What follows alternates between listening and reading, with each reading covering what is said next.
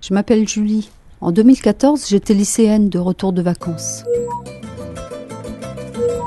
En quelques minutes, ce que je croyais être une innocente photo de vacances en maillot de bain a fait le tour du lycée. Il y a eu des commentaires, bien sûr, des likes, des partages. Savoir que tout le monde se passait la photo de mes vacances est devenu vite très bizarre. J'ai eu l'impression de me retrouver en photo, partout sur les murs, sur les vitrines. Je me suis demandé ce que j'avais fait de mal. Pourquoi les gens trouvaient ça drôle ? En quelques heures, j'étais passée de sympa le maillot de bain à tu aimes te la raconter. Et puis chaudasse. L'expression se taper l'affiche m'a jamais paru aussi appropriée. C'est vite devenu insupportable. Julie, 15 ans, a partagé avec la mauvaise personne ses photos de vacances. Conséquence, 15 jours de déscolarisation. N'a plus jamais osé poster la moindre photo sur les réseaux sociaux.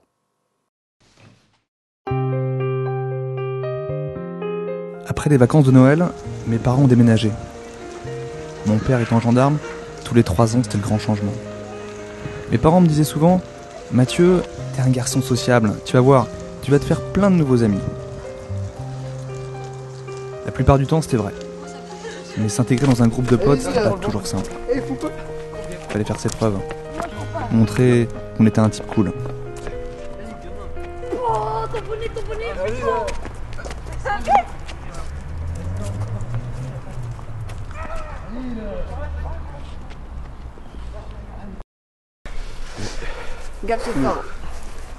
La beuh, ça a jamais été mon truc.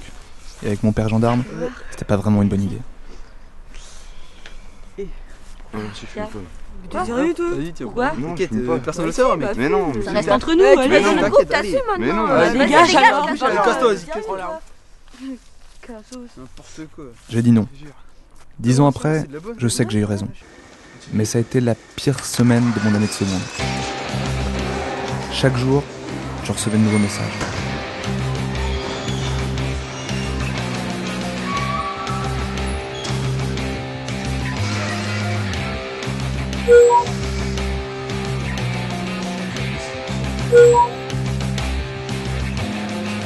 J'ai fini par m'isoler.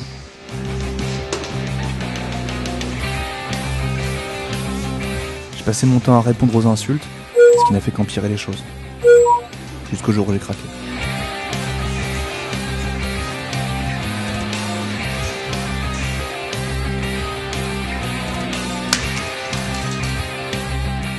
Mathieu, 16 ans, a tenté de répondre seul au cyberharcèlement. Conséquence, un portable cassé, une intégration en seconde très compliquée. A toujours du mal à faire confiance aux nouveaux amis, mais promet qu'il va travailler dessus.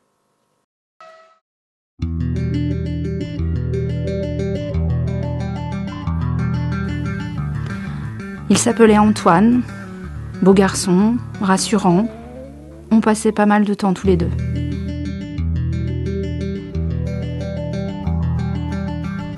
Il trouvait toujours les mots pour me faire craquer.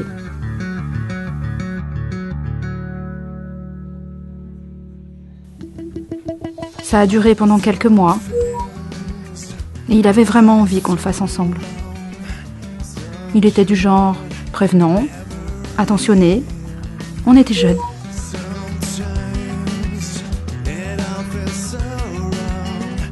J'ai fini par me laisser convaincre. J'avais envie que ce soit lui. On s'est donné rendez-vous après les cours. C'était un mardi. Sa mère bossait.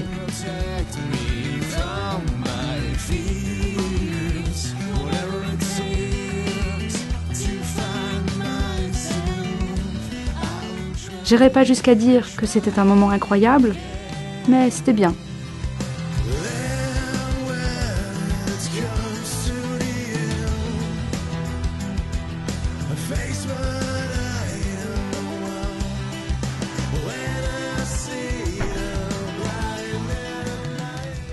Le lendemain, ça l'était moins. Quelques textos le soir, et plus de nouvelles. J'ai supposé que son portable était déchargé.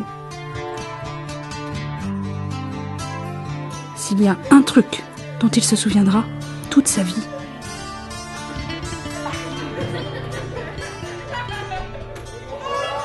C'est bien la gifle que je lui ai mise.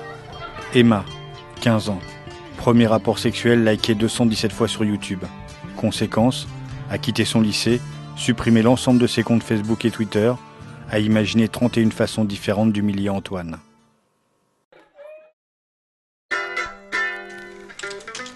Il y avait un genre de jeu qui courait au lycée quand j'étais en première. En fait, c'était pas vraiment un jeu, c'était plus un genre de compétition. Le but, c'était de collectionner un maximum de photos ou de vidéos du filles du lycée, topless. Et j'étais pas mauvais.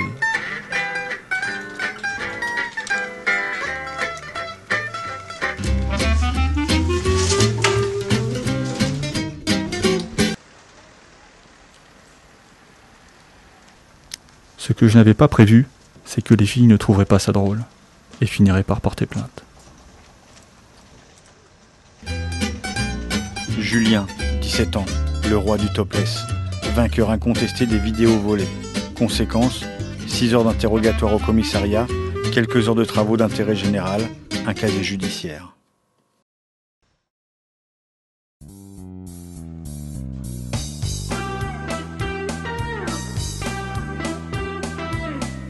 Finalement, un smartphone, c'est quoi? Un outil? Un moyen de rester en contact avec ses amis? Une fenêtre sur le monde?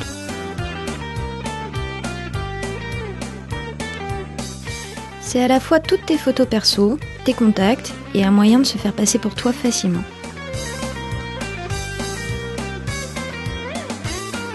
Quand j'ai oublié mon smartphone, j'ai surtout eu peur de jamais le retrouver. J'ai pas vraiment pensé à ce que les gens pourraient en faire. SMS coquins, spam, photos mises sur mon compte Facebook, tweets racistes.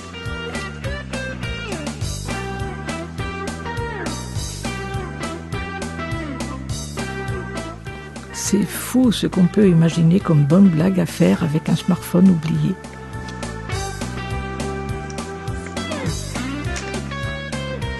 Tu m'envoies des photos de la soirée de samedi soir, s'il te plaît? Merde, oh là là, il doit être en train de... Vas-y, non, parce que... Du moment où je m'en suis aperçue au moment où je l'ai retrouvé, j'étais paniquée. Et puis, soulagement. Yasmina, 16 ans, tête en l'air. Conséquence, statut Facebook de célibataire à en couple avec sa meilleure amie, un SMS coquin envoyé à sa grand-mère, 23 photos perso publiées sur Instagram, 3 tweets à caractère raciste.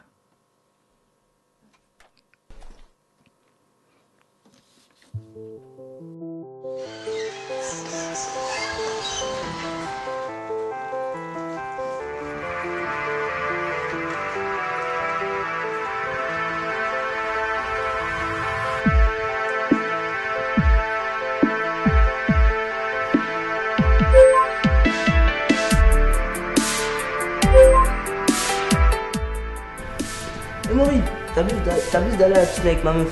Quand? Ce soir. Mais je vais pas à la piscine avec ta meuf. Quoi?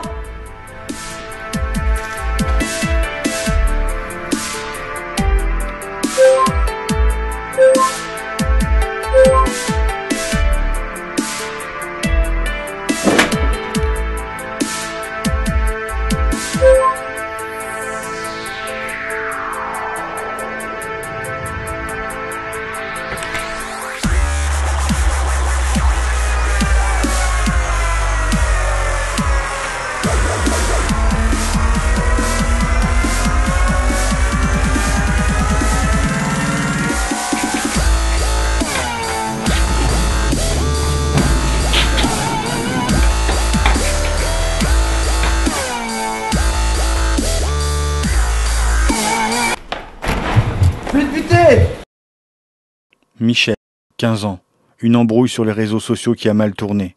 Conséquence, n'est plus là pour en parler. Publiez, partagez, likez, vos actes ont des conséquences, même sur les réseaux sociaux.